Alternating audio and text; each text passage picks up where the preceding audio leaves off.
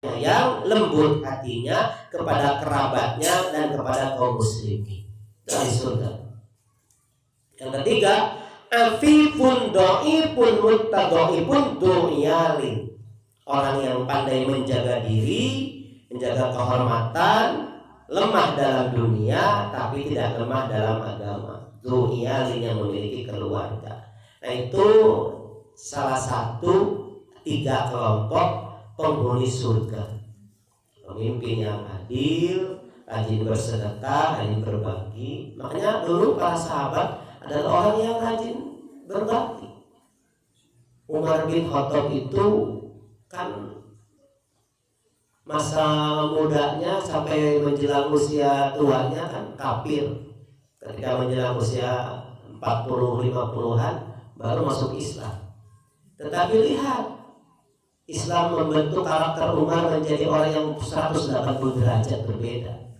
Dari orang yang kasar, galak, kejam, berangasan, tidak berperi kemanusiaan, menjadi orang yang sangat lembut. Dengan sholat malamnya, dengan tilawahnya, luar biasa, dan peduli, rahimun. Tadi sifat ahli surga. Umar memiliki sifat ahli surga, rahimun. Unggal penting kubulingan di kampung, di wilayah kekuasaan beliau ketika jadi khalifah, mencari barangkali ada orang yang belum makan, sampai menemukan kasus ibu-ibu yang masak batu, anaknya sampai tidur. Beliau sama Aslam pembantunya langsung ke Baitul Mali. Kata Aslam, ya Amirul Mukminin, biar aku yang menggotong gandum itu. Itu kata Umar bin Khattab, jangan, ini tanggung jawabku, aku pemimpinnya, aku kepala negara, nanti aku ini dihujat sama Allah di akhirat, biar aku yang membuat. Digotong sama dia gandumnya dan dibawa ke ibu-ibu janda itu yang punya anak 2 yang sedang tidur, dari nangis sampai tidur karena masak batu terasak-asak, untuk mengambil bencokkan anaknya gitu. Entar ya nak, ini lagi masak ibu, kamu tidur dulu aja, nanti kalau sudah makan ibu bangunkan, sampai saya udah. Padahal ini masaknya batu. Umar penasaran, ketok gitu kan, ibu aku dengarkan dari tadi dari luar, engkau masak lama sekali sampai anakmu tidur, tapi nggak matang-matang, apa yang kamu masak?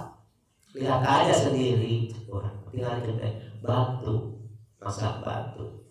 Akhirnya dia pulang ke Baitul Mal, potong gandum dan daging dan beberapa dirham uang, lalu dikasih ke ibu itu. Ibu itu nggak tahu itu adalah Umar bin Khattab. Dalam kisah yang modern sekarang ada dialog yang maksudnya si ibu itu mungkin berharap, oh, coba aku punya pemimpin seperti bapak, tidak seperti Umar bin Khattab. Yang sekarang mungkin lagi tidur dia enak gitu. Padahal itu Umar bin Khattab. Seperti itu, bayangkan ya kelembutannya. Sampai salah satu putranya juga Abdullah itu dapat jodohnya dari keliling ketika menemukan ibu-ibu dan putrinya yang mencampur susu. Itu dalam riwayat ada. Kata dialog dengarkan ya Umar. Nah ini kita kalau nggak dicampur susunya kita akan sedikit dapat uangnya. Yang lain juga dicampur susunya, campur saja. Jangan bu, jangan dicampur. Ih, kalau kita nggak tahu ini, nggak lihat di sini nggak ada seorang nggak tahu. Cuma kita berdua. Ibu kan ada Allah. Nah, Umar dengar, ini bibit unggul nih, calon minantu gitu. Langsung ketok pintunya, disuruh besok datang ke kekhalifahan. Si perempuan itu langsung dijodohkan dengan putranya, menikahlah dengan putranya, dan itu lahirnya luar biasa itu. Dari situ lahirnya cikal bakal, lahir keturunannya Umar bin Abdul Aziz kesananya, seorang pemimpin yang termasuk salah satu 100 tahun sekali muncul pemimpin luar biasa. Salah satunya Umar bin Abdul Aziz, cicit dari Umar bin Khattab, hasil dari perpaduan antara orang yang warok, hati-hati dalam makanan, hati-hati dalam hal yang diharamkan oleh Allah Subhanahu wa ta'ala. Itu luar biasa, Masya Allah ya. Sedikit penguat buat kita semuanya dalam menjalani kehidupan. Itu di antara sifat. Sedangkan qala Rasulullah SAW wa ahlun nar khamsatun, ahli neraka ada 5 di antaranya. Ad-dhaiful ladzi la jabrolah, orang yang lemah tapi kurang akalnya. La aklalah, orang lemah, dhaif. Tadi dhaif masuk surga, yang ini dhaif masuk neraka. Tapi la aklalah, tidak punya akal. Artinya akalnya tidak bekerja. Alladzina hum fikum tabi'un la yattabi'una ahlan wala malan. Ya. Enggak punya keluarga, enggak punya harta. Wal khairul ladzi la yahfalahu tama'un. Orang yang berkhianat la yahfalahu tama'un wa indaqqa ila khana. Wa rajulun la yasbahu wa la yamsi ila wa huwa yukhadi'uka an ahlika wa malika. Orang yang pagi-paginya senantiasa menipu, memperdaya baik pada keluarganya dengan hartanya. Yang kelima, adakalul bukhli wal kidbi, orang yang pelit dan berdusta. Pelit dan berdusta. Sebenarnya dalam diri kita itu ada karakter sifat-sifat untuk pelit, tapi ketika bisa dikendalikan, kita bisa manajemen. Kita bisa manage supaya tidak bertambah terus, bahkan harus mengecil dan hilang. Itu.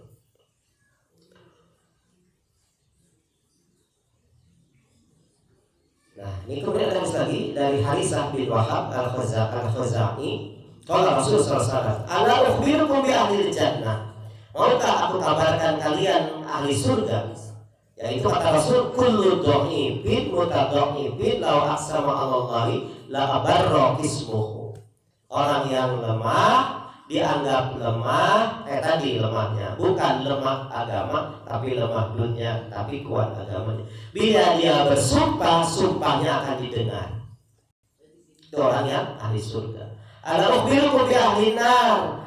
Kalian ingin tahu ahli neraka?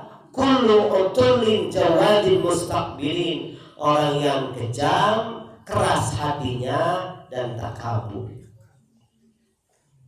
Misalkan kita melihat kalau kita punya tetangga, kalau lagi berselisih, kelihatan kan karakternya.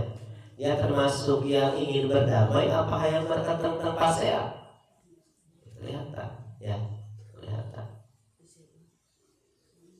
Inginnya itu berseteru, bermusuhan, hayang mati didamaikan tekesnya. Bahkan ada hadis Abu Dawud yang serem, la yadkhulul jannata al-jawadu wal zaqzari, al-jawadul ghalidul fadl. Tidak akan masuk surga orang yang keras hatinya. Ya, keras. Al-jawadul ghalidul fadl, keras hatinya. Ini gambaran sifat-sifat ahli surga dan ahli neraka. Terakhir untuk hari ini hadisnya, ini luar biasa juga. Abu Hurairah meriwayatkan sebuah hadis kalau Rasulullah SAW, la yadkhulun nar syaqiyyun. Qila ya Rasulullah wa masyaqi? Man lam ya'malillah bi ta'atihi wa lam yatrukilahu maksiyatan. La yadkhulun nar illa syaqiyyun. Tidak akan masuk neraka kecuali orang yang celaka. Sahabat tanya kepada Rasul, ya Rasulullah, wa masyaqi? Ya Rasulullah, siapa orang yang celaka itu? Man lam ya'malillahi bi ta'atihi, orang yang tidak beramal karena Allah, orang yang tidak beramal taat karena Allah. Walam yatruki lahu maksiatan, dan tidak pernah meninggalkan maksiat karena Allah. Sudah tahu maksiat tapi tidak pernah ditinggalkan. Terakhir hadis riwayat Ibnu Majah, innallaha la yu'adzibu min ibadihi illal marid al-mutamarid alladzi tamarrada 'ala Allahi wa aba ayyakula la ilaha illallah. Sesungguhnya Allah tidak akan mengazab dari hambanya kecuali al-marid. Apa al-marid? Al-asi, orang yang berdosa, wal mutamarrid, dan mengulang-ulang dosanya. Ibu-ibu, kalau kita bahas tentang materi seperti ini, seperti ibu-ibu bahas materi sholat, orang mah mau kabagian asana, teu aya sela-sela orang bisa ke surga. Itu sholat tuh, bahas tentang ilmu sholat dari mulai wudhu orang benar tidaknya itu, terus sholatnya itu sebagai rukun sholat. Para ulama itu orang rukun sholat mungkin lebih mudah, tumanina misalnya. Tumanina kan setiap gerakan-gerakan sholat itu tumanina, i'tidal tumanina, ruku tumanina, sujud tumanina. Kemudian tumanina terasa sholat. Bahkan ulama-ulama yang kayak Imam Ghazali gitu mensyaratkan rukun sholatnya khusyuk. Bayangkan, maka bagian orang khusyuknya rukun sholat. Jadi betul khusyuk, itu jadi sholat dasar. Bayangkan, saya amat orang. Maka bagian. Makanya orang teh minta rahmat Allah teh kudu bari barengan ku ikhtiar. Itu. Al-marid wal mutamarrid alladzi tamarrada 'ala Allah wa aba ayakuna la ilaha illallah. Orang yang tidak mau mengucapkan la ilaha illallah, atau orang yang berdosa, terus-terusan berdosa. Padahal tahu eta teh dosa, eta hese mah. Ya, hese eta. Orang kan nilai mesti abdi teh lepas tina dosa, tapi orang berharap henteu berdosa secara sengaja itu. Eta sengaja orang apa eta teh dosa. Berjuang untuk meninggalkan apa-apa yang dosa sengaja. Kalau tidak sengaja mah orang hilaf, lalai, lupa, deui itu seperti kebiasaan ngomong tentang gorengan batur, nya mereka mesel. Sok wae, kacarengok wae. Carengok gitu. Istighfar banyak istighfar ya Allah itu. Nah, ini saja mungkin di pagi hari ini bahasan kita.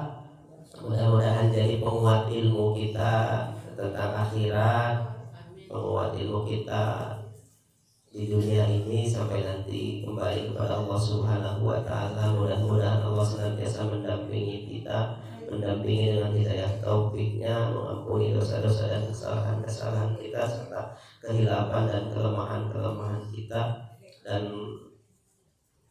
Allah bimbing kita untuk senantiasa menjaga iman Islam kita, sehingga dalam perjalanan di dunia ini sampai nanti akhirat kita dalam lindungan Allah Subhanahu wa taala, dan masih punya kesempatan termasuk orang-orang yang layak masuk surga Allah Subhanahu wa taala.